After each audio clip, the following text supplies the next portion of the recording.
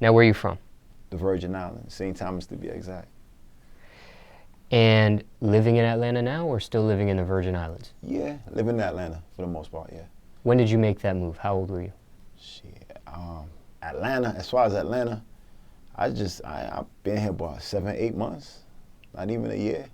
You know what I mean? So I lived a couple places before I got here. And, okay. You know, I lived in Jamaica before, New York, North Carolina. You know what I mean? So, you know, before I got here, I was in New York, basically. I was in New York before I got here. And like I said, I just made that move here. So give me the timeline.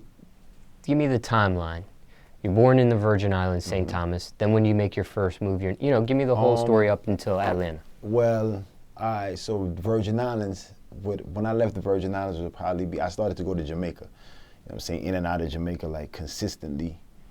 Say when I graduated from school, so I graduated, and then, say about 19, I started going to Jamaica. You know what I'm saying? So I was between Jamaica and North Carolina for a second, just in between Jamaica and North Carolina. You know what I mean? And then I kind of stayed in Jamaica. I went to Jamaica for a funeral, really, just for a funeral.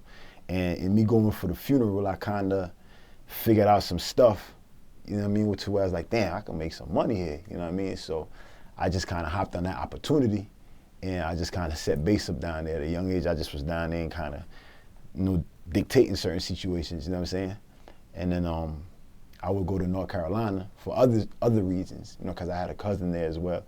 And then it kind of like led me to New York, because my man that I was running with from St. Thomas, so I would say 19, I'm in between Jamaica and North Carolina. 19, 20, 21, I'm kind of in between there. And then like I started going to New York because of a certain situation where I could have got some money in New York with my good friend. You know what I mean? They had a situation, so I hopped on that situation. And then me hopping on that situation, I would say like I was in and out of New York consistently too, and probably going back to North Carolina as well. And then like I said, about 22, around the age of 22, I caught a case. But what it was before I caught that case, it was crazy because before I caught that case, I already had 2 other open cases for guns. And then one of them had got dismissed. There was 2 open cases in the Virgin Islands. One of them had got dismissed. But I was on bail for a second one. So I was just traveling. All this Jamaica, all this North Carolina, all this New York, I was on bail while I was fighting that case, and I was doing all that traveling, I was on bail. But in the Virgin Islands, you might get locked up for a case and then you bail out, and you might be on bail for 4 years, 5 years, you know what I'm saying? But they don't tell you can't travel. You do what you want, you know what I'm saying? It's at your own risk. So, I started going to New York too, you know what I'm saying? I was getting certain things in New York, and then I got knocked in New York. I got knocked in I got knocked at 22 in New York. And I bail out. My bail was like $150,000 bail. I bail out. First they had me at no bail. Then they gave me $500,000 bail. And my lawyer was like, yo, that's a ransom. Like, yeah, I can't give him no $500,000 bail for no drugs. So they dropped it down to 150, and then I came out or whatever. So I was on bail fighting that for a while, like just going back and forth to court. But I already was on bail in St. Thomas too. So I'm fighting 2 cases. You know what I mean? And then finally they was like, well, what you gonna do? Are you gonna take a 3 to 9 years? Or because they offered me 3 to 9 years, but I didn't understand a lot of this stuff, because in between that 3 to 9 years, they was trying to get me to testify against some people. You know what I'm saying? And I was like, I don't, you know what I'm saying? I don't get paid for that. You know what I mean? Like, that ain't where I come from. Like, if I ever was to do that, I would never be looked at the same. All this, you know what I'm saying? Like, I stand on something. So, they was kind of like, all right, well, if you want to go to trial, we could go to trial. You know what I'm saying? And we went to trial. And like the way I was arrested, I got arrested with a whole bunch of drugs inside of the house, and then I got arrested for a package coming to the house. You know what I'm saying? And I blew trial for the package coming to the house and got found not guilty for all the drugs that I was inside the house with. You know what I'm saying? So like I said now, so I'm fighting, I'm in trial, I'm going back and forth to court. And then in the process of me going back and forth to court, I would say like coming to the ending of the trial, the judge just revoked my bail. Just out of nowhere, just revoked my bail. Just like, he taking me off the streets. So I'm like, yo, what you taking me off the streets for? Like, I ain't never been late to court. I ain't nothing, what I'm saying? But he was already trying to paint a picture of me to the jury. So now when I come back in court, I'm coming in cuffs and I'm coming in the same clothes. So he kind of wanted to, I guess, paint a picture like, yo, he's guilty, because at one point he asked me, he was like, yo, you sure you don't want to take this plea bargain? And I was like, I'm positive. I don't want to take it. Like, I ain't did nothing, you know what I'm saying? And, you know, I didn't take the plea bargain. So when it come time to read certain things to the jury, he was just like, just kind of misleading them, basically. And then him and my lawyer, they got in a little argument or whatever, and from there it was like all downhill for me. So, you know, when the judge came back, he was like, actually he started reading it. He was telling them, like, in court of law, if you hold in a box and you get arrested with that box in your hand and there's drugs in that box, they got to prove that you knowingly and unlawfully possess the box. You don't unlawfully possess the box if you're just holding it, but if you know what's inside the box, then you unlawfully possessed it. So he never explained that to them. So anyway, I got found not guilty for the drugs in the house and guilty for that package. So I never seen the streets after that. You know what I'm saying? After that, I never saw the streets again. I got 6 years in prison. But I got 15 years to life. They gave me 15 years to life. When they sentenced me, it was 15 years to life. And I was 23. When I got sentenced, I got sentenced about 2 weeks before my birthday. So I was 23, and I did 6 years after that. But in doing my 6 years, in doing the 15 years to life, you know, I don't know if you remember like the Rockefeller law and stuff, because that's what I was sentenced under. And, you know, Jay-Z and Russell Simmons and everybody was fighting that law.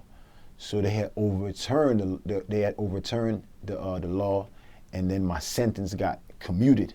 So they had to bring me back to court.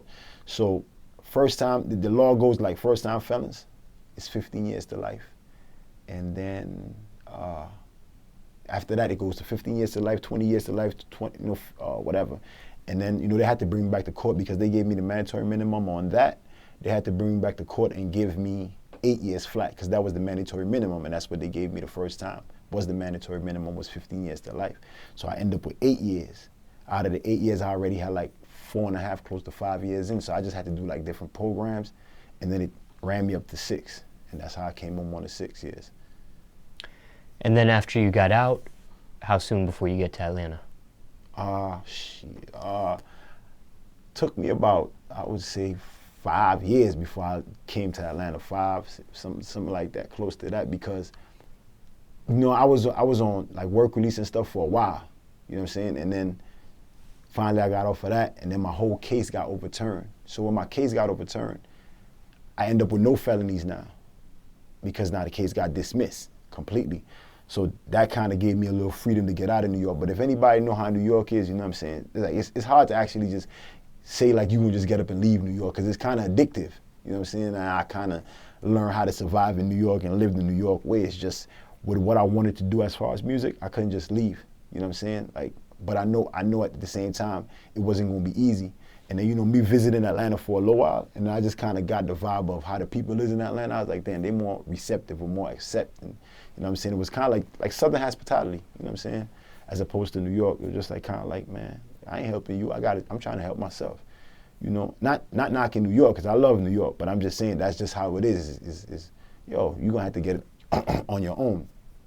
So it took me about 5 years before I actually was like, yo, I'm done with New York. I got to go. You know what I mean? Now, what ended up happening with the Virgin Islands case? In the space of me doing the time, I'm in my cell and I get a letter. Anybody know when you get a letter to your cell, most of the times it's a couple things, man. It might be a new charge. Or it could be you going home too. You know what I'm saying? It could be some appeal shit like you going home. So what happened is they actually overturned the Virgin Islands case. They dismissed the Virgin Islands case because I was locked up I had caught that case with like my cousin and a couple other people. And being that I couldn't make it to the case because I was in New York doing life, they was like, man, we're gonna just dismiss this case, because in order for the case to go forward, they needed me. And the Virgin Islands didn't want to pay the money to bring me back to the Virgin Islands just to fight a gun case when they had me doing life. They was looking at me like, yeah, that's good. We need him there. You know what I'm saying? So that's good. He ain't getting out of there. So they basically just sent me a letter and they dismissed the case. You know what I'm saying? So everybody, based on me being arrested, they had to dismiss the case on everybody. So you get out in 6 years, but you were facing 15 to life. So how much time would you have really done if that Rockefeller law didn't get, at the point where it got? Ain't no telling. I probably might have did 30, 40. So they just sentence you and say, hey, we're sentencing you 15 to life, and then how do they make the decision on how much of the 15 to life you actually get? That's based on your record in prison. That's based on how they feel at the moment. That's based on if they feel like you should be released. God knows how they made that decision. But I tell you this, there's a lot of people that I was doing time with that, they had 25, 30 years in and they had the same type of sentence as me. Same drug sentence, same everything, you know what I'm saying? So it was more so like, I wasn't looking at it like I'm gonna come home anytime soon. I wasn't looking at it like, yo, you gonna be home by this date, or when you got your 15 years in, you gonna come home. I was looking at it like, man, they gonna stretch me out. You know what I'm saying? They're looking at it like I'm bringing drugs into their country, because in my case, the drugs came from the Virgin Islands to New York. So they looking at it like, man, you bringing this, you know what I mean? You a whole island boy bringing this shit over here with all that shit. And then at that time too, some other people that I was dealing with, which was the Island Boy Cartel, which were like that I'm familiar with, they had already got knocked in Virginia, and the whole thing was the federal government had already swooped down on them. So, they already had like a stigma on people from the Virgin Islands. You know what I'm saying? So they was kind of like, yo, y'all bringing this stuff from over here, all right, we gonna show y'all what time it is. So I never had one thought in my mind as far as when I go to the parole board, they gonna let me go. I never thought that. I just always thought, they gonna keep hitting me with 2 years. And because the way they explained the sentence was, you have a mandatory minimum of 15 years in prison and a maximum of life. So on my time computation sheet, my release date just was 9999999 straight across. It wasn't nothing else. Now, what drug was it that you were charged with? I was charged with heroin, weed, coke, and heat sealing machines and everything, paraphernalia, everything. Now, what was your family's reaction to the verdict? My dad was probably, I ain't gonna lie to you, man. That was probably the most weakest I ever seen my dad look, to be honest with you. Like, you know what I'm saying? Kind of like damn, like I can't do nothing. I can't help you. You know what I'm saying? Like, that was probably the most vulnerable is a better word. You know what I'm saying? And my dad, to me, is a strong man. But he just looked like, man, I can't do nothing for you. You're going to have to figure this one out on your own. And, based on my reaction, it kept them strong, because, my reaction was like, I got this. Like, I'm cool. I got this. You know what I'm saying? As much as I was probably hurting inside and, it was tearing me apart, I couldn't let them see me just give in. You know what I'm saying? Because then it would make them weak. So their reaction was more so like, if you can handle it, then we're going to ride with you. You know what was your reaction? Shit, my reaction, I was torn. I was torn inside because, I'm young. I'm 22, going on 23. So a lot of things I didn't understand. You know what I'm saying? Like, I didn't understand what the sentence meant. I didn't understand nothing. I just understood that, okay, I got a whole bunch of time. I just didn't understand how do it fall, what's going on. You know what I'm saying? And then it was kind of like, damn, for some drugs they giving me all this time. This is how I was thinking, like, you know what I mean? But then it took me a while to actually get into the mind state of, dog, you done been through so much and you done kind of maneuvered and got away with so much different shit that you don't even need to be crying for this. You just need to just sit down and deal with this. You know what I'm saying? And me meeting dudes that, they got 100 years to do and 100 years to life, 187 years. I'm meeting dudes at 45 years, 17, 35 years. So when I look at my time, I'm like, man, I can't even tell these niggas I got this type of time, because if I tell these niggas I got this type of time, they gonna be looking at me like, nigga, man, come out my way, you got short time.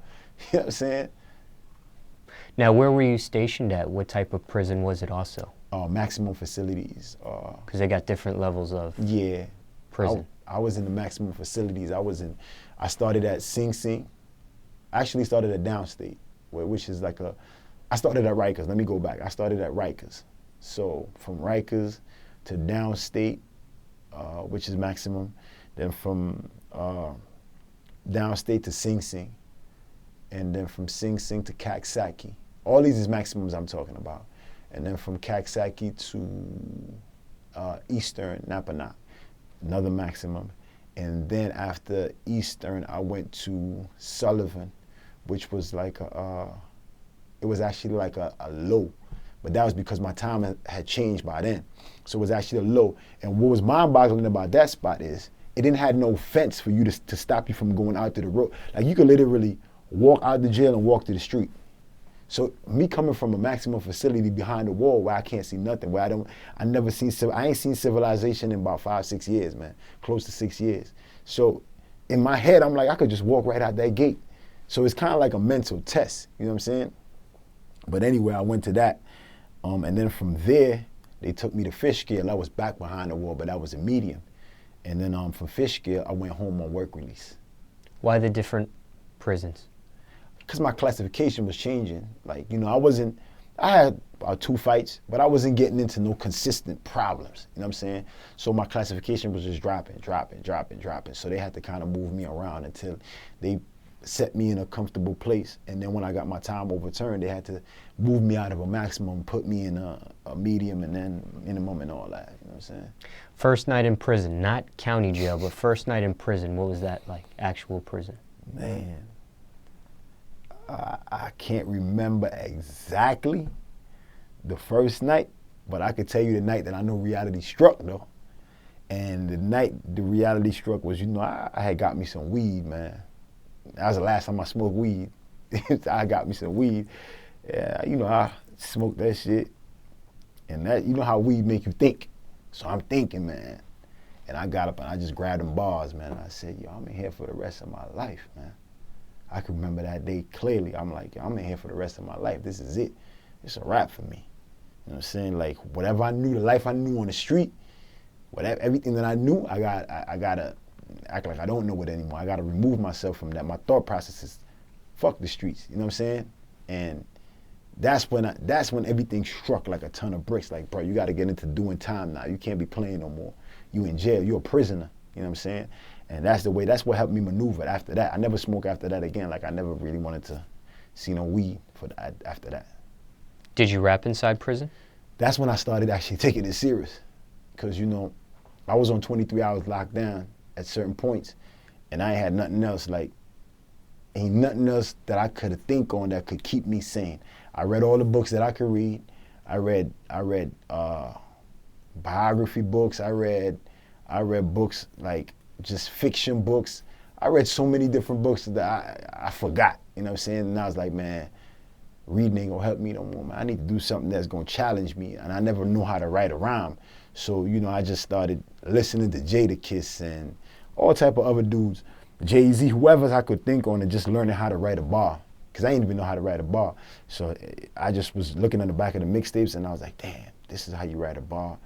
And then, you know, I learned. And that's what got me through most of that time, just starting to write rhymes in prison. Battled people in prison or just writing? Shit, I wasn't a battle rapper, I ain't gonna lie. I know some niggas that was crazy nice, but I wasn't no battle rapper. I ain't gonna lie to you, but nah, I ain't battled nobody like that. Did you use any lyrics that you wrote in prison in music after you were released? Minimal, because I like everything that I wrote, I realized that when you get in the studio, it was kind of like outdated. It wasn't nothing, because I'm writing so much prison rhymes, like talking about the bars and talking about, you know what I mean, so much different, spinning the yard. That shit don't correlate to people in the streets or people that's never been arrested or locked up for any type of time. So people that's just going to the club and trying to do their thing, they don't understand none of that, you know what I'm saying?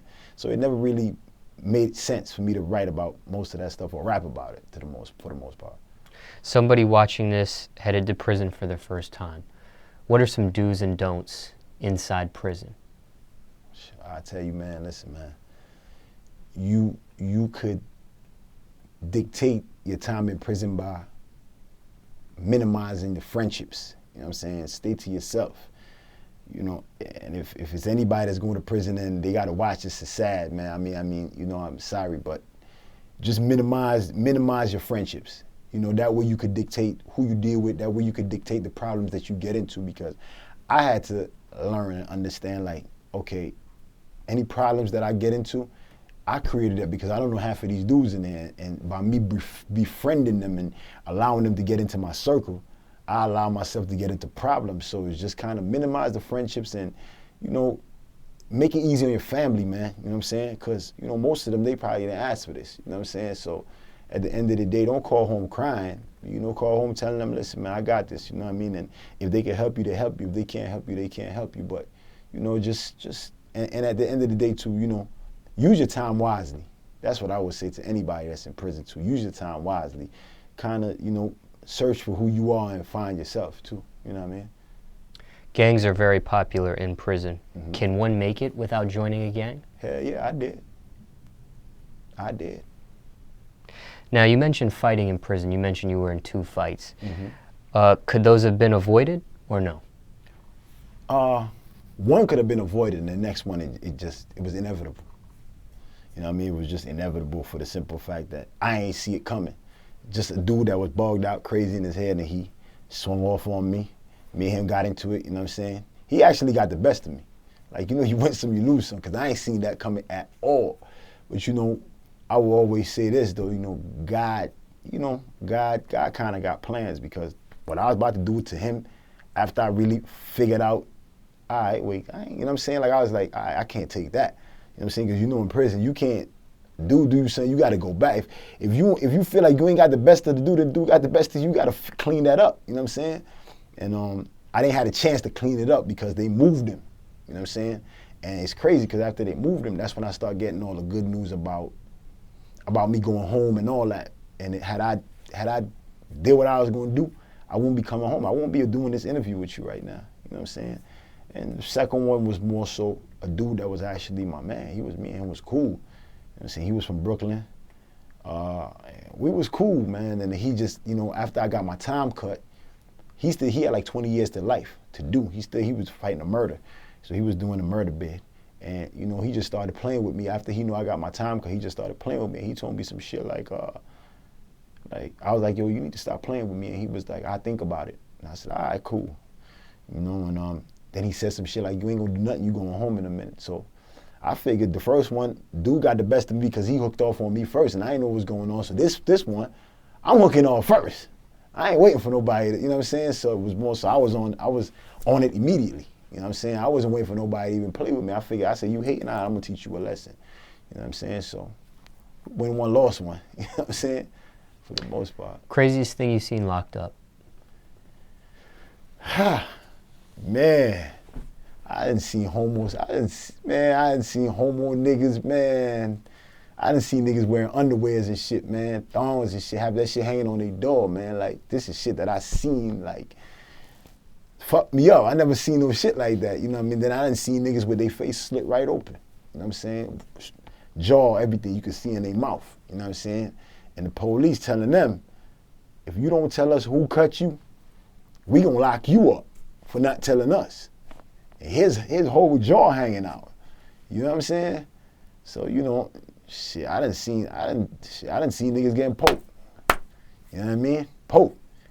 You act like ain't nothing. You gotta keep moving like, all right, like that ain't my business. You know what I'm saying? So that's some of the craziest shit there. Now, what about rape in prison? Is that, obviously, it's been stereotyped in movies like it's a big thing and goes on. It goes down.